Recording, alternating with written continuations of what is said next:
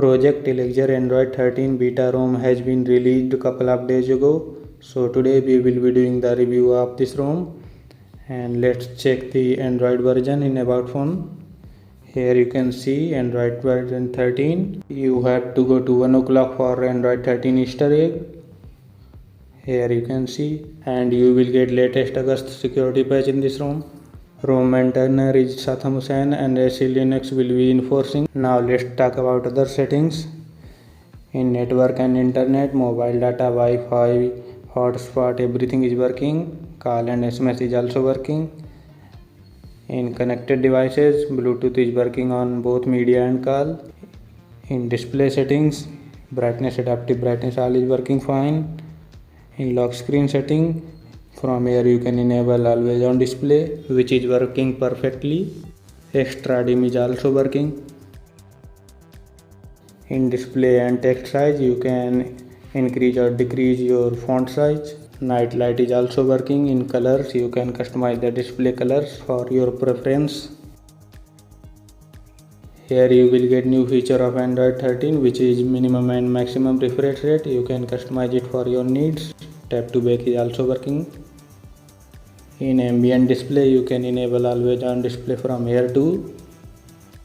Now moving to customization. In Essence, you will get some type of customization, not much. In themes, you will only get the option to customize signal icon. In lock screen, tap to sleep on lock screen is working fine. And here you can customize media player look. You get these 4 options.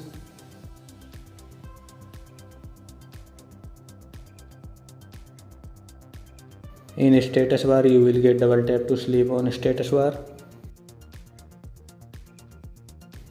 In quick settings, you can change the look of your notification panel. Here you will get 4 options. Have a look at it and comment down below which style you liked the most. I will prefer the stock Android 12 quick setting panel.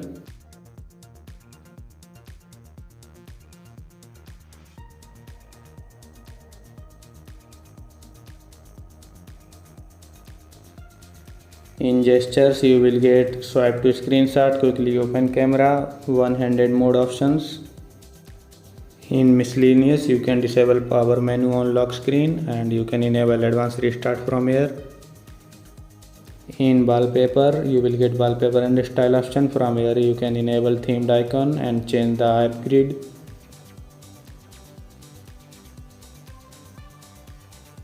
Talking about battery backup is good in this ROM. Here you can see the stats.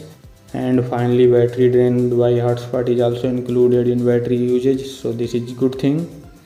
And here you can check the all stats, and fast charging is also working perfectly, no issues there. In storage, you will get around 18 GB used on first boot. Here you can customize your notification settings.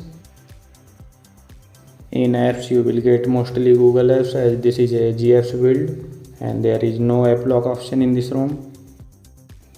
In security, you will get only fingerprint option, no face unlock in this ROM. And this ROM is also encrypted like all other ROMs for Realme GT Neo 2. Here you can check out some accessibility settings.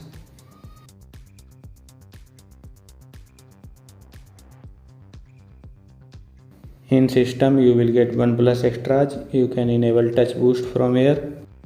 In ambient display gestures, there is not much to deal with. You can calibrate your display colors from here. Here you will get per app refresh rate option.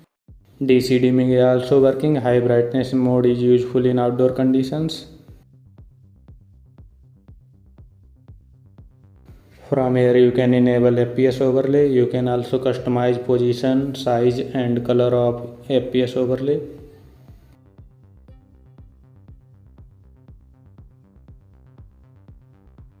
You can enable game mode to get 240 Hz touch sampling rate. You can increase or decrease the vibration strength from here. You will get these apps pre-installed. I have installed Antutu and YouTube. And your device will be certified by default in this ROM, so safety net will be passed. In Google Photos you will get unlimited storage option. Here you can see. Talk about calling. Mic bug is still there on loudspeaker calls.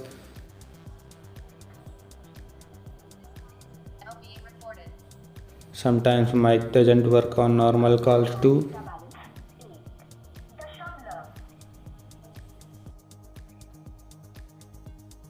You will get Google Message app pre-installed. You also will get Camera Go in this ROM, so you can install Gcam for better photography and videography. Because Camera Go quality is not that good, join Realme GT Neo 2 photography group on Telegram for better Gcam and config files. You will get Google Files as default file manager of the ROM. In notification panel you can go to advanced restart from here. You can directly reboot to bootloader or recovery from here. Now talking about fingerprint, here you can see fingerprint is working fine. App opening and closing animation is very smooth and fast as most of the ISP ROMs have. Talking about benchmark scores, you will get over 7 lakh in AnTuTu benchmark, which can be considered as decent for our device. In home settings you get these basic options to customize home screen. In widgets you will get Android 12 clock widgets.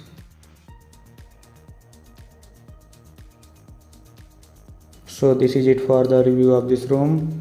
If you like the video, hit the like button and subscribe to our channel. Thanks for watching.